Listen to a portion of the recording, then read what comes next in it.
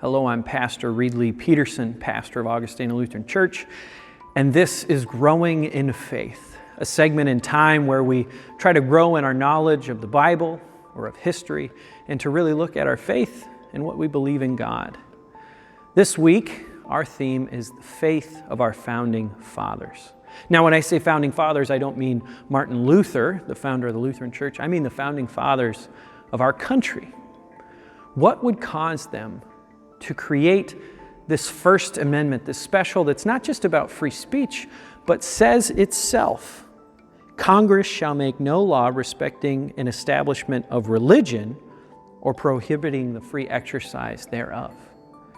Why wouldn't they say Christianity? Why, back in the 1700s, when around them the only real thing was Christianity, would they put religion instead of Christianity? Well, a big reason for that is that a lot of our founding fathers might not have even considered themselves Christian. They considered themselves to be deists. This would be George Washington, Thomas Jefferson, Benjamin Franklin, James Madison, James Monroe, some of the real mainstays, some of our first presidents, heck, even the other ones were Unitarians and for similar reasons. They were deists. They might say they were Christians. They also might have attended worship, but they were at their core deists. And deists believe that there is a supreme being, but it is above labels, especially the labels that organized religion like Christianity would give it, or Islam or Judaism. No, instead, there's just a supreme being above organized religion. And that supreme being created this earth and gave humans the power for reason to come up with answers by looking through the physical world, by using the scientific method, by using our own minds and thinking, we can come to know the right answers for society and the right answers for how we are to morally be in society. And because they were so focused on the physical world, this idea that God created everything, He gave us reason, then God left. God doesn't actually interfere with the trials of man, as they would say. That they reject divine revelation, they reject miracles, they reject these mysteries that cannot be explained with the physical realm or reason with their minds. Therefore, they didn't like the miracles of Jesus. They didn't like the idea of the Trinity. Again, that's why many of these deists were also Unitarians, because they didn't like the mystery of that. They didn't like the sacraments of baptism and communion. They just liked the good old moral teaching that came with religion. Well, to go with that moral teaching that they were focused on, it brings us to Thomas Jefferson. So Thomas Jefferson was one of those deist founding fathers, and he even said so and wrote about it. One of the things he did was he took the four Gospels, the Gospels of Matthew, Mark, Luke, and John.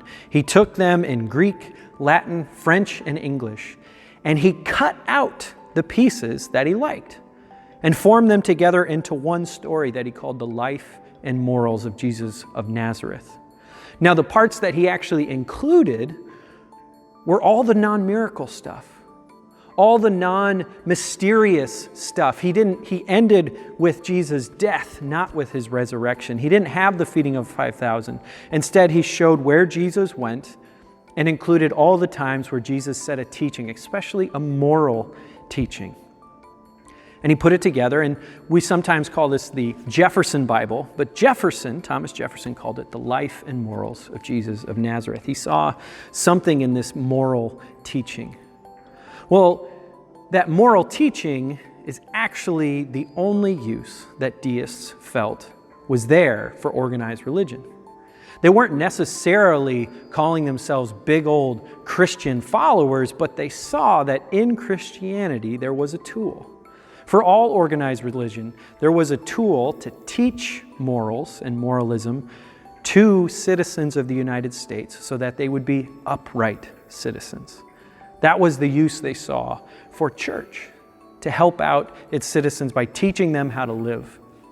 And that is also why they believed in separating church and state. They didn't want to be with one certain denomination or with one certain Christianity. James Madison wrote about this many times for all these different states. If a bill would pop up and they want to maybe start taxing all citizens and giving that tax money to different churches, he would always write different things. And one of the times it was with the state of Virginia, he wrote about if we choose Christianity to be our main religion of this state, which denomination do we go with? Who is right? There's even fighting there. And he saw it was a slippery slope eventually, and it may end up with something like the Inquisition in Spain, where people are getting killed because of their faith.